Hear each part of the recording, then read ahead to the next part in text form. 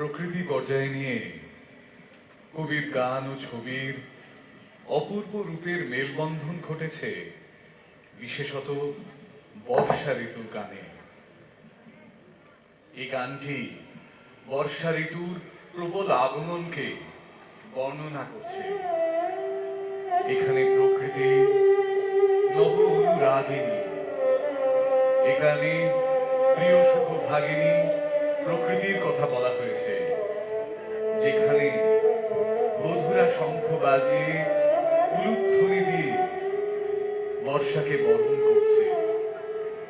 রবীন্দ্রনাথের এই গানের ছবি এঁকেছিলেন খগেন রায়।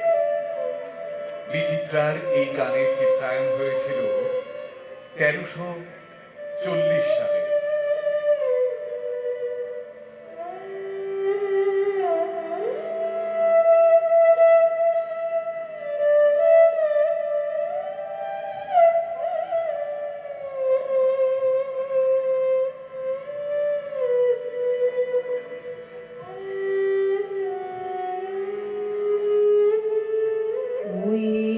আসে ওই অতি ভৈরব হর